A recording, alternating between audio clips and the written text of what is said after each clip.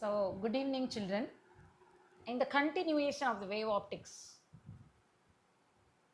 we have already seen the types of wavefront, a wavefront and the types of wavefront. And we also have seen the hygiene's principle, the construction of wavefront. So, can we recapitulate what is wavefront?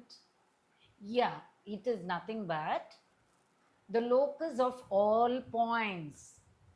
For example, if this is a source of light, then all the points around the source of light, many points, you can take it from n number of points, you can take it around the source. It can be at closer distance or it can be at farther distance. If I am going to take it closer distance, join the points which are going to be equal distance for the source, because all these points are going to get an energy equally at the same time. So all will be vibrating with the same phase. When you join all the points, and then you get a wavefront called as spherical wavefront. So basically, wavefront is nothing but the locus of all points which are vibrating with the same phase continuously. So all that we have seen, spherical wavefront we have seen, plane wavefront we have seen, cylindrical wavefront we have seen. Also we have seen hygiene's principle, how to construct wavefront. But now we are going to see, by using hygiene's principle, how are we going to prove the law of reflection. So using hygiene's principle, prove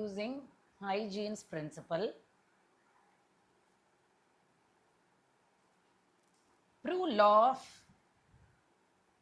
of reflection. We have already learnt the law of reflection. So can we recapitulate law of reflection? Point number one, the incident ray, the reflected ray,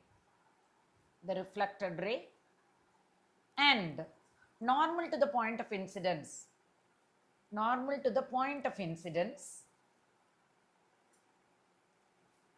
All lie in the same plane. See, this we have learnt in lower classes.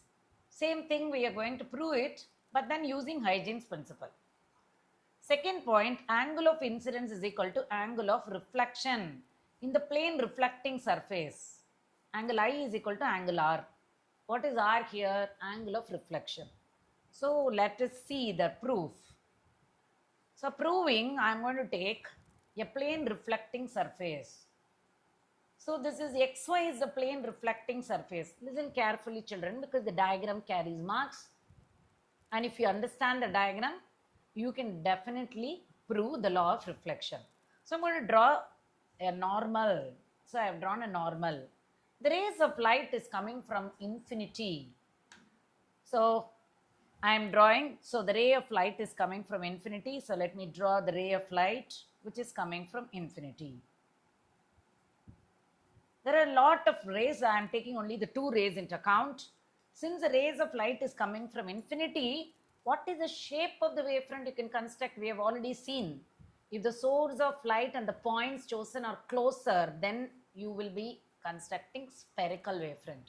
But here, it is far off distance. Since it is infinite distance, you will be able to construct a plane wavefront. So I am constructing a plane wavefront. So this is AB is the primary plane wavefront. So let me write here, AB is the primary plane wavefront. AB is the primary plane wavefront. According to hygiene's principle, what is hygiene's principle says? You have to choose n number of points on the primary wavefront. So I am choosing A is 1 point, B is 1 point. This is acting as a source. What's hygiene principle says? Recapitulate.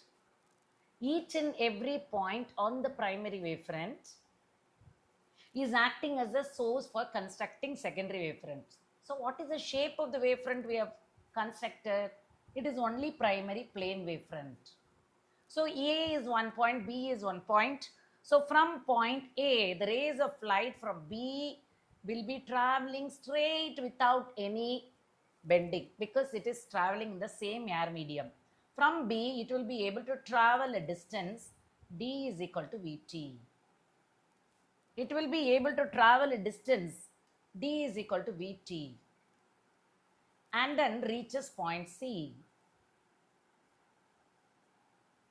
So d is equal to Vt, it has traveled and then reaches point C.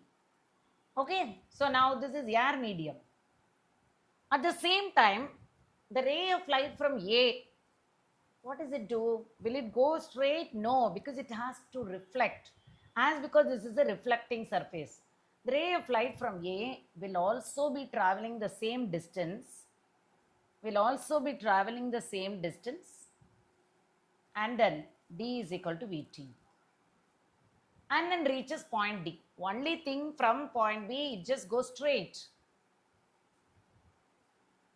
And then travel d is equal to Vt and reaches C. So BC distance is equal to Vt.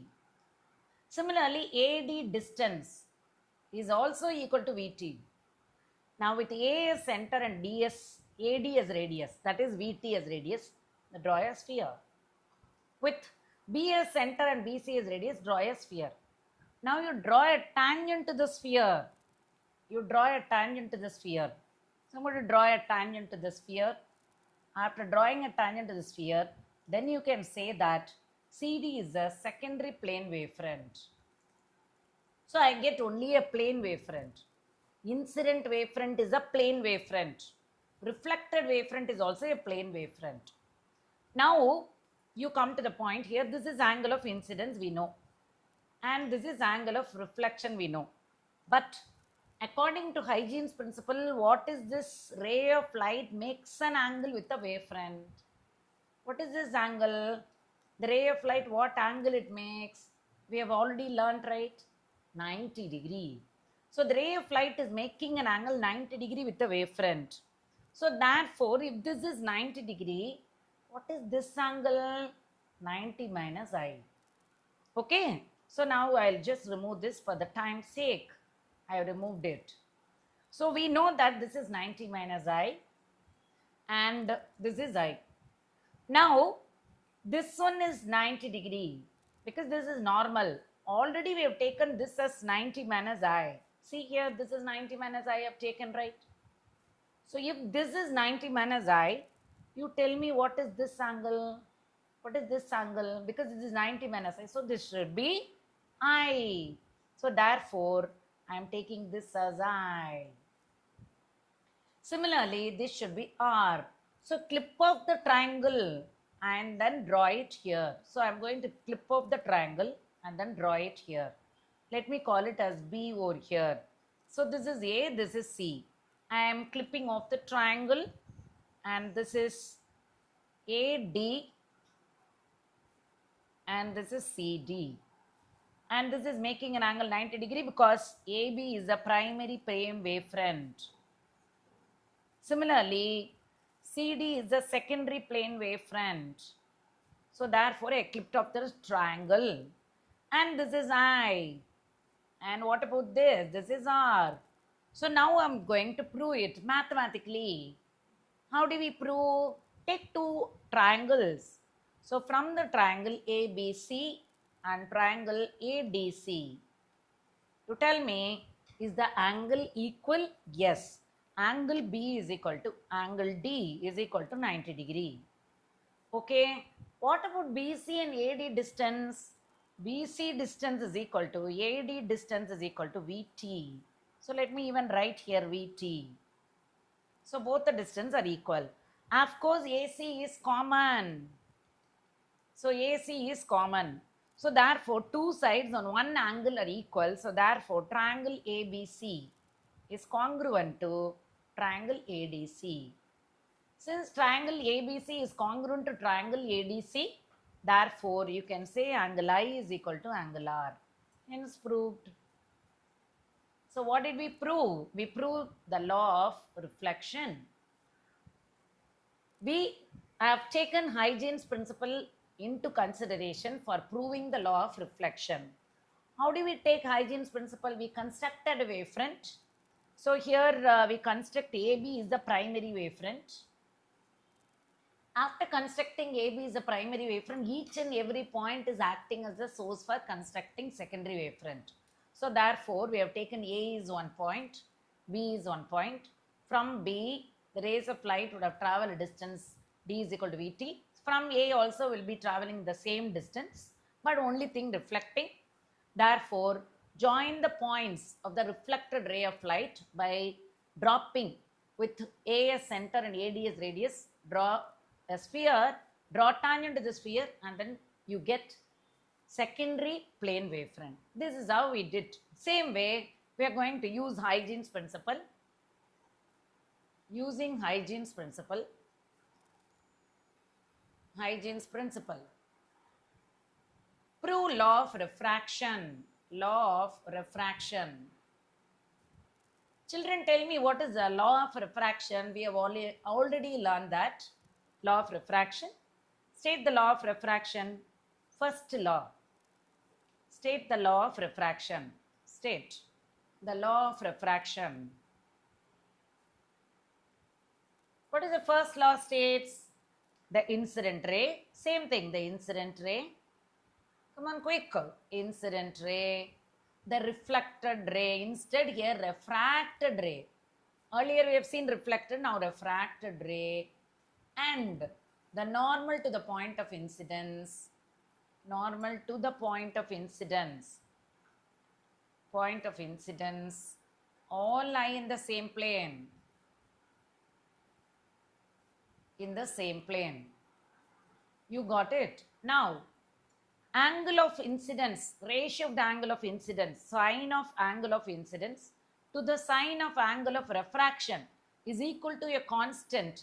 That constant is called as refractive index of the medium mu, which can be written as C by V, or you can write it as V1 divided by V2, or you can write it as lambda 1 by lambda 2. So, we are going to prove the law of refraction.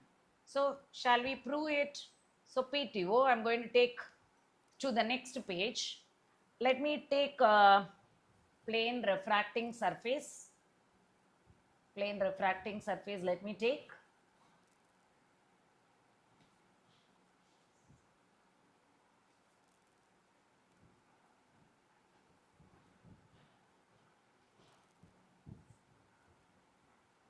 So, this is the plane refracting surface.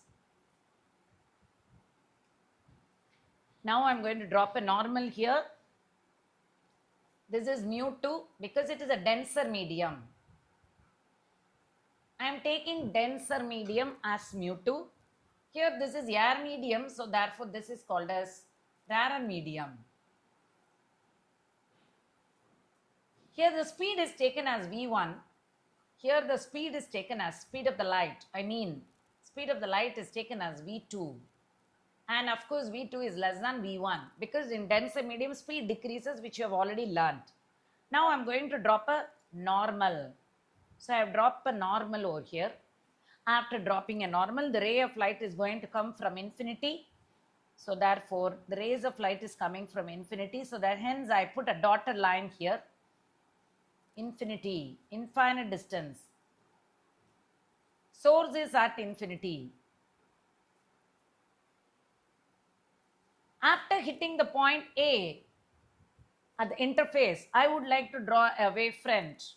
So AB is the primary plane wavefront I have drawn. The earlier case, how we have drawn primary plane wavefront, same way I am drawing. After drawing, to tell me here from the point, you choose 2 points. I have chosen 2 points on A and B, the primary plane wavefront. So let me write AB is equal to primary plane wavefront. What is PPW, primary plane wavefront? Now from A, okay, first let us take B. From point B, the rays of light from B go straight and then travels a distance. D is equal to V1T. Because it is air medium, so therefore I am writing V1T. So let me write legibly again. D is equal to V1T. And then reaches C. At the same time, the ray of light from A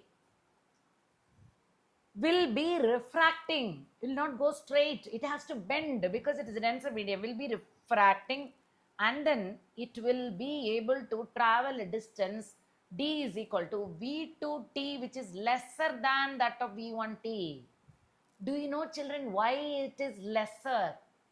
Because the speed of the light in the denser medium as compared to the rarer medium decreases. Why does the speed decreases? Because the refractive index of the denser medium as compared to the air medium is greater.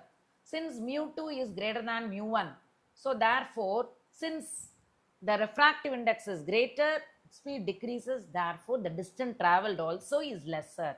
So it is able to reach d. So now here I would like to take B as center and BC as radius, draw a concentric, draw a sphere. Similarly here, draw a sphere, draw tangent to the sphere. After drawing a tangent, join the tangent, you will get secondary wavefront. What is the shape of the secondary wavefront? You get secondary wavefront, and the secondary wavefront is also a plane wavefront here. So now wavefront makes an angle 90 degree, hence I am drawing the same thing. So now I have to take the two set of triangles here. Before taking the set of triangles, same way by similarity, which we have already done it in the previous case. Here, if this is angle I, this is also angle I. If this is angle R, therefore this is also angle R. I am going to clip off the triangles alone. So let me clip off the triangles alone, and here this is A, B, C. At B 90 degree, this is angle I. And similarly, I am taking, this is ADC. This is 90 degree. I have taken this. This is V1T. Whereas this is V2T. This is R.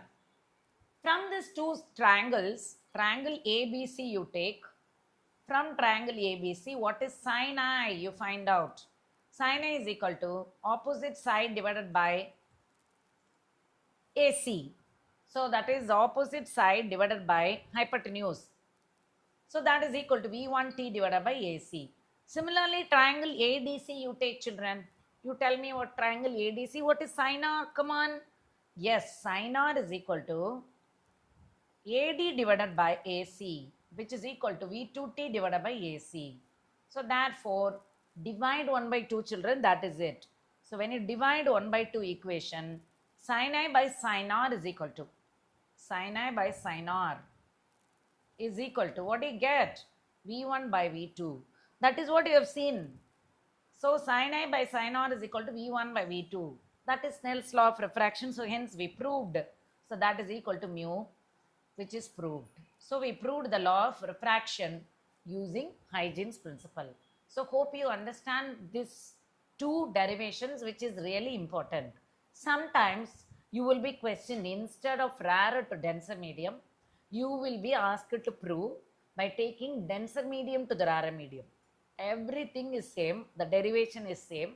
Only thing, denser to rarer medium, instead of bending towards the normal, you will be drawing bending away from the normal.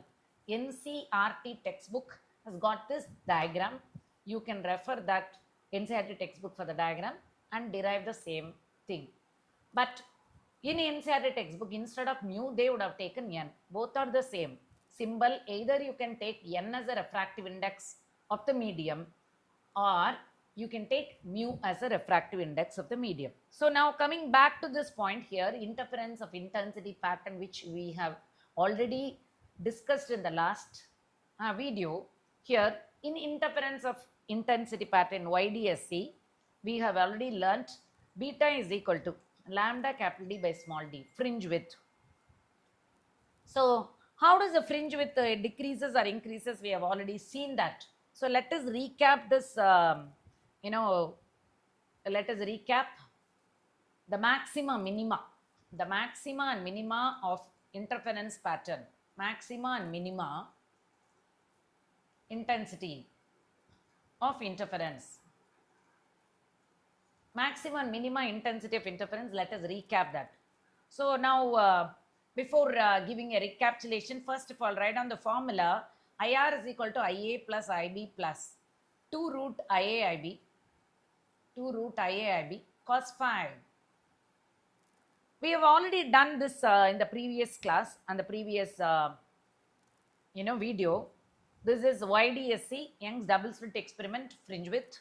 We found out in that fringe width for maxima, we got to know that for maxima for the bright band, x is equal to n lambda capital D by small d. This is for the maxima. The distance from central maxima to the nth maxima. This is in YDSC experiment we have seen. I am giving you a short recap of the previous one. Then only you can go for it. Understand? So I am going to give you a short recap. Distance from central maxima to nth maxima is x is equal to n lambda capital D by small d. Okay. What about distance from central maxima to nth minima? So that is 2n minus 1 into lambda capital D by 2d. So first minima you substitute, second minima you substitute, then the x2 minus x1, that is called fringe width, we got beta is equal to lambda capital D by small d. So keeping that in mind, so let us see here, maxima minima, just a small brush up, wrap it up, maxima condition, minima condition. For maxima, I max is equal to, so this table is enough for you to know, I max, I is maxima when cos phi is equal to 1, right? So therefore, I max is equal to root of IA plus root IB, the whole square. Okay, what about minima? I minima is equal to square root of IA minus square root of IB, the whole square. So cos phi here it should be equal to 1, but here cos phi should be equal to what? Minus 1. So where 5 is equal to, when and all you will get 1, 0 degree, 360 degrees. So 0, 2, pi, 4, pi, 6, pi, 8 pi, all even multiples. So therefore I can write it as phi is equal to 2n pi, or you can write it as delta phi is equal to 2n pi. This is equation 1, equation 2. Similarly, therefore delta x is equal to, how do you find out delta x? Delta x is path difference, that is equal to lambda by 2 pi into delta phi. When you substitute, delta x is equal to lambda by 2 pi into 2n pi. When you substitute, you get n lambda. So this is actually maxima. All this whatever I am doing, it is maxima. Okay. Distance from central maxima to nth maxima. What have we seen just now? Distance from central maxima to nth maxima. From central max to nth max. So distance from central max to nth max, so that is equal to, x is equal to n lambda capital D by small d. Similar way we will do minima. Cos phi is minus 1 and delta phi is equal to 2n minus 1 into pi. And delta x is equal to 2n minus, when you substitute in this formula, you will get 2n minus 1 into lambda by 2. So this is fourth equation. And here this is fifth equation. This is sixth. I'm sorry, this is, let us suppose this is sixth equation. And this is seventh equation. All these are very important for the numericals. And what is the distance from central maxima to nth minima? Distance from central maxima, central max to nth minima, So that is x is equal to 2n minus 1 into lambda capital D by 2d. 2n minus 1 into lambda capital D by 2d. In both the cases, what is fringe width? In both the cases, fringe width is beta, which is equal to lambda capital D by small d. Here also, fringe width is beta, fringe width for the dark band or the bright band, both are same. Beta, which is equal to lambda capital D by small d. So, fringe width, what does it depend upon? Fringe width depends upon beta is equal to lambda capital D by small d. So, fringe width beta depends upon the wavelength of the light, distance from screen to that of, this is screen, distance from screen to that of source of light, screen to the coherent source of light, or you can say distance from screen to the slits. Whereas this is monochromatic source of light is no way connected with that.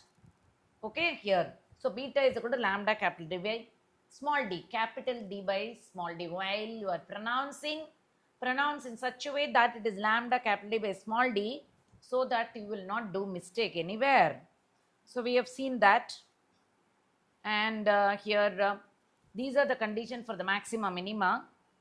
And comparing this maxima minima, I would like to reiterate, if the two sources are coherent, only the intensity is I resultant is equal to IA plus IB plus 2 root IA IB cos phi. Or you can write it as, if IA is equal to IB is equal to I naught, both the intensities are equal, then IR will be equal to I naught plus I naught plus 2 into I naught into cos phi.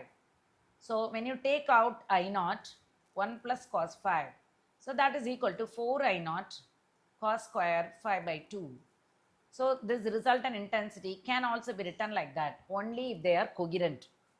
But if they are incoherent, if the phase difference changes rapidly with respect to time, that means they are incoherent. If they are incoherent, the intensity will not be equal to, here I max is nothing but 4 I naught, but the intensity for incoherent, if there is a phase difference continuously, rapidly changing, then I resultant will be equal to IA plus IB only. Okay? On an average, the cos phi factor will get nullified, IA plus IB. So therefore, if IA is equal to IB is equal to I naught, if then you can write IR is equal to 2 I naught only. IR is equal to 2 I naught only. You got it? So this is what the NCERT says.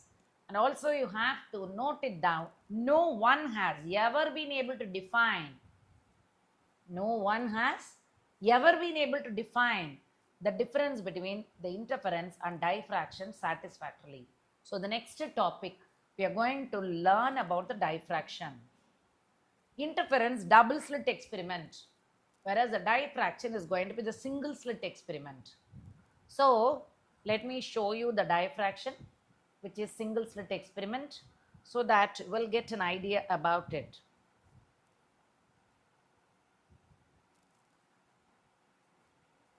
Yeah, so this is the diffraction single slit experiment. I wanted to just change the slit width, so I am changing the slit width. You can see here I am bringing closer the slit width. Look at the intensity pattern on the screen over here. Slit width is as minimum as possible, I reduced. So it is getting flattened, very narrow. So slit is narrow, very, very small. So the pattern on the screen, the intensity pattern on the screen is getting flattened here. And if you want to just change the amplitude also, you can change it accordingly. The pattern also is changing. You must notice the same thing. So this is about the diffraction. So now, one thing I wanted to show about the diffraction, you can check the same thing.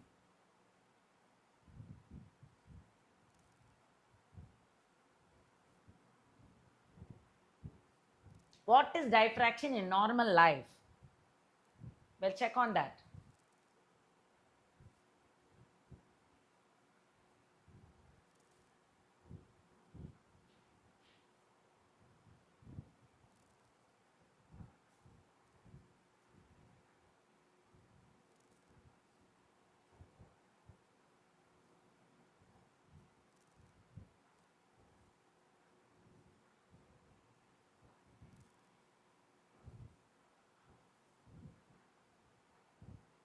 Yeah.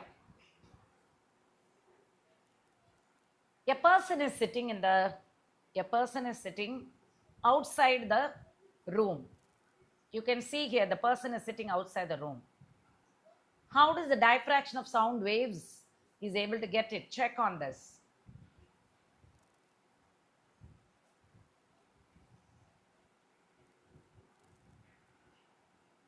So this is how the diffraction of sound waves. It is a phenomenon of bending of wave around the corners of an obstacle or aperture. Which is obstacle? The room opening is an obstacle. You can see the wavefront. How is it obtaining? Keenly observe. So that is an obstacle.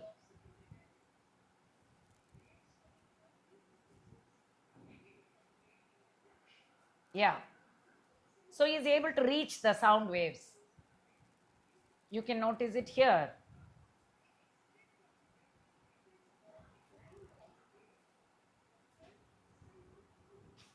So the extent of bending depends upon the value of the wavelength as compared to the size of the opening.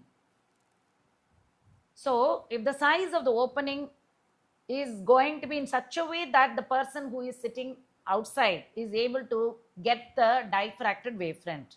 If the opening is much larger than the wavelength, the bending will be almost unnoticeable. So if the opening is much larger than the wavelength of the light, what we are talking about is, here what you are looking at is sound, but what we are talking about is light. So the light has very shorter wavelength, that is in nanometer. So if the opening should be in the order of the wavelength of the light, but if the opening is going to be larger than the wavelength of the order of the light, that the bending is almost unnoticeable.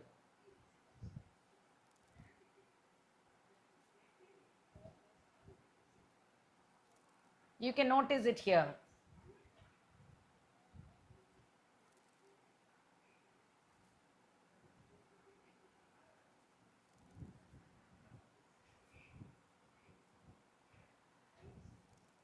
Now it is a light source. You can just see how it is getting diffracted.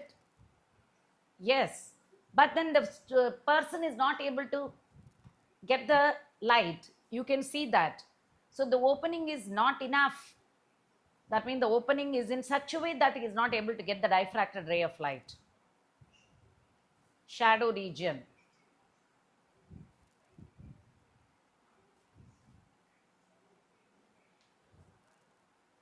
Why does the sound waves is bending most, whereas the light waves are bending least? Because the size of the opening is too large when you compare with that of the wavelength of the light.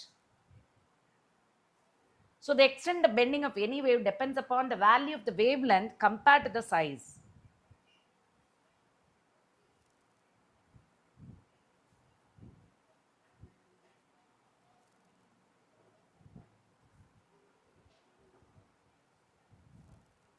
So hope you understand this, and then we will see the same thing here.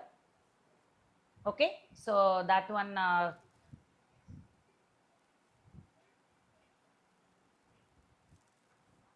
so we will see the diffraction. About the diffraction after finishing few questions on the interference. So this is about the diffraction experiment that we will see about the later. Now this 10.1 alone we'll discuss. A monochromatic light of wavelength 589 nanometers incident from air on a water surface. So mu1 is air and mu2 is water. What are the wavelength, frequency and speed of the reflected ray and refracted ray? So reflected ray of light. So this is water.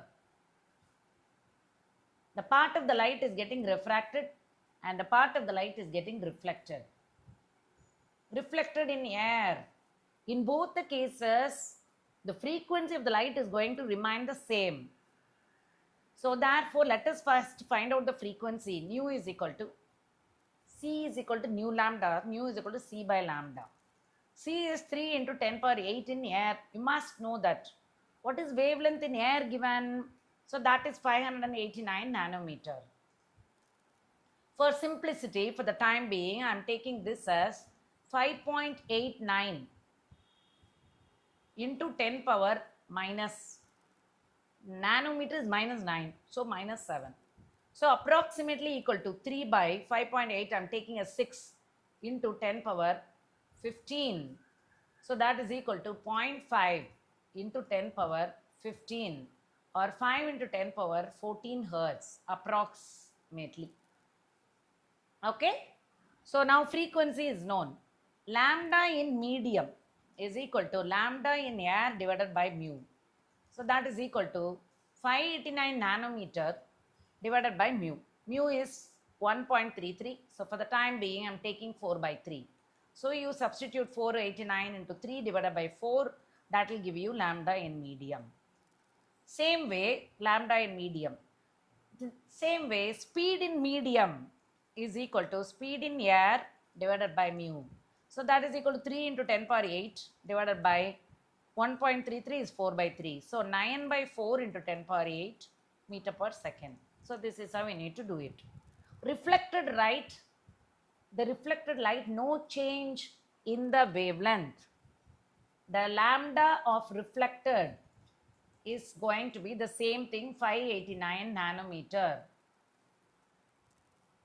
And the frequency of the reflected or refracted both are the same, 5 into 10 power 14 hertz. And the speed of the reflected is going to be 3 into 10 power 8 meter per second. Whereas the speed of the refracted is 9 by 4 into 10 power 8 meter per second. So hope you understand 10.1. So you can do the same, practice it. 10.2, what is the shape of the wavefront in each of the following cases? We have already seen, if the source of light is infinite distance, you will get plane wavefront. So light diverging from a point source, you get light is diverging from a point source. For example, concave lens, spherical wavefront. Light emerging out of a convex lens when a point source is placed at its focus. So this is at focus. At focus, a point source. So here, light rays from point source fall on a convex lens and you will get an image at infinity. Since you are getting an image at infinity, as because you place an object at F. Object is at F. So therefore, where is the image uptime? At infinity. At infinity, what is the shape of the wavefront you get? Plane wavefront. So you plane wavefront. The portion of the wavefront of the light from a distant star, that's a keyword. Distant means infinite distance. So therefore, you get a plane wavefront. So hope you understand, children. Till this you learn. We will see the rest, that is about the diffraction and the numerical based on that in the next class. Thank you.